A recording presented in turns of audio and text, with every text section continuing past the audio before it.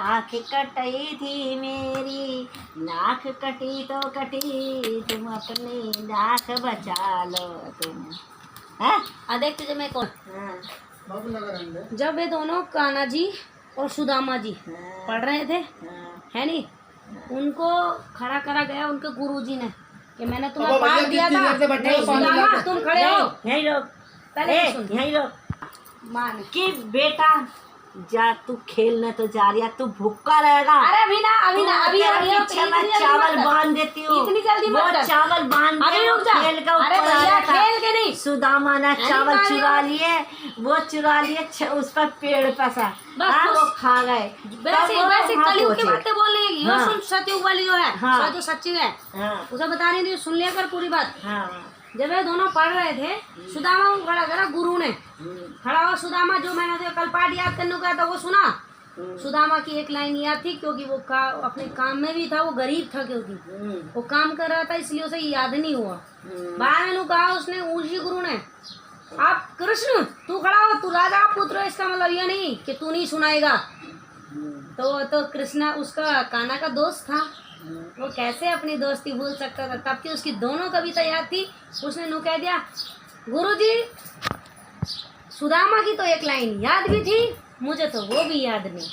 अच्छा तुम्हें यो भी याद नहीं, तुम राजा के पुत्र हो, इसका मतलब नहीं है कि तुम बच जाओगे। सजा जो इसको मिलेगी वो तुम्हें मिलेगी। तो उनको यह हुआ कि तुम दोनों वन से जा करके लकड़ी काट के लेकर आओगे हमन के लिए, क्योंकि वे कोमल कोमल दोनों बच्चे थे, उनको गिल्ली लकड़ी और सूखी लकड़ी का कोई आभास नहीं था।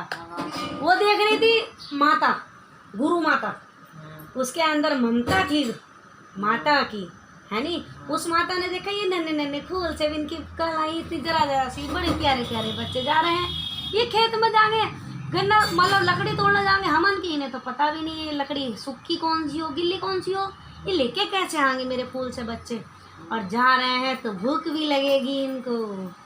तो गुरु माता ने बोला इधर आ जाओ बच्चा, दे गए। गुरुजी देख रहे थे तब की गुरु माता को, ठीक है। गुरु माता ने क्या बोला, देख बच्चे ये हमन की लकड़ी है, ये सूखी है इसलिए ये हल्की है, ये भारी है ये गिल्ली है। उन्होंने दिखाया दोनों लकड़ी कि ये हमन के लिए बेटे ऐसी लकड़ी आएगी, तुम ऐसी लकड़ी लाना, और तुम्हें रास्ते में भूख लगेगी तो एक मुट्ठी चावल कृष्ण जी को दिए, एक मुट्ठी चावल सुदामा को दिए। वो सुदामा सुन के ले, हाथ में दे दी, सुन ना अलग अलग दिए दोनों के हाथ में, ठीक। तो वे आगे चला चल। वो बोला सुदामा अपने दोस्त से, हे कृष्ण तुम्हें तो दोनों याद थी, तूने मुझे एक दिन पहले बताई थी कि सुदामा ये वाली गुरु ने वो बताई है, ये तुझे याद करनी है। तुम्हें याद थी, तुमने अपनी क्यों नहीं सुनाई। मैं अपने मित्र का धर्म निभा रहा था, मेरा एक दोस्त वन में जाएगा और मैं यहाँ पे पकवान खाऊंगा, नहीं। उसने अपनी दोस्ती का धर्म निभाया, उसके साथ वन में गया। तो आगे चला चल, वो कहने लगा रोज तू कर चल, ठीक है। सुदामा बोला तूने मेरे साथ में यूँ चला तो मैं तेरे हिस्से की लकड़ी मैं ही काटूंगा, क्योंकि वो तो खुद ही वनवास में रह था। सुदामा गरीब था, वो महल का नहीं था, कि तू तो महल में पड़ा बड़ा है नहीं, तुझे इतना ज्ञान कहाँ से होगा लकड़ी का। मैं तो खुद वो हूँ क्या बोलते हैं उसको, पंडित। मैं तो पंडित हूँ, मुझे पता है हमन की लकड़ी किसे कहते हैं, मैं तोड़ लाऊंगा ना। कृष्ण बोला ना, मैं आज दोस्ती का पूरा धर्म निभाऊंगा, आज तुझे आराम कराऊंगा, मैं लकड़ी तोड़ कर लाऊंगा, ले मेरे चावल पकड़। कृष्ण ने उसको दिए सुदामा को चावल, ले मेरे चावल पकड़, मैं तेरे लिए भी लकड़ी लाता हूँ और अपने लिए भी लाता हूँ। तो कृष्ण ने सुदामा को मजबूर करा रुकने के लिए, ठीक है। वो दोनों वो चला गया कृष्ण लकड़ी लेने, सुदामा बैठ गया।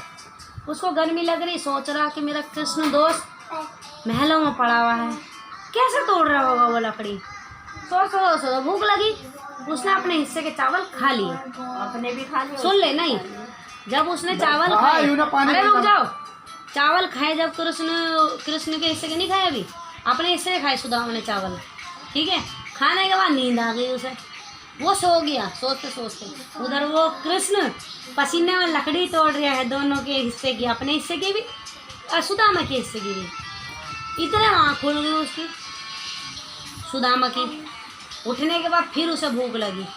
सोच रहा अपने दोस्त के बारे में, कृष्ण कैसे तोड़ रहा होगा लकड़ी। उधर में चावल दिख रहे कि नहीं उसके हिस्से के हैं, हिस्से के भूख के हिस्से के, तो उसकी उसमें जीती है सुदामा की भूख। उसने सुदामा ने वे चावल भी खा लिए। जो होगा मैं कृष्ण को बता दूंगा, मुझे भूख लग रही थी मैंने खा लिए। कृष्ण जी आ रहे हैं लकड़ी तोड़ के, बढ़िया से ले आया। ला मेरे मित्र, मेरे दोस्त, मेरे सखा, मुझे भी भूख लग रही है, मेरे हिस्से के चावल दे। तो कृष्ण उसने बोल दिया, हे दोस्त, मैंने तेरे हिस्से के चावल खा लिए, मुझे भूख लग रही थी और मैं अपनी भूख को कंट्रोल नहीं कर सका, इसलिए मैंने तेरे हिस्से के चावल भी खा लिए। ठीक है, तो सुन, कृष्ण ने कहा तूने मेरे हिस्से के चावल खा लिए, मुझे भूख लग रही, मैं तेरी दोस्त के खाती, मैं वहाँ गया यहाँ गया हूँ कह रहा है, जा तुझे 50 साल तक लक्ष्मी तुझे प्राप्त नहीं होगी, तू दर दर भटकेगा, एक एक दाने के लिए भटकेगा। कोई एक मुट्ठी चावल के लिए भी कोई इतना श्राप दे सकता है क्या? लेकिन फिर भी मिला। क्यों मिला? किसी और को भी तो मिल सकता था, वो तो राजा था, वो घर जाके भी खा सकता था, हैं? तो इसमें कितनी बढ़िया कहानी है नहीं? तो सुदामा 50 साल तक भटका। और देख, सुदामा तो भटका, कृष्ण जी उसके दोस्त वाले मुंह में भटके कि मेरा दोस्त आएगा, अब मेरा श्राप मैंने इसको क्यों दे दिया। तो कृष्ण ने भी पूरी सजा काटी, उसकी दोस्त का इंतजार कर करके, है नहीं?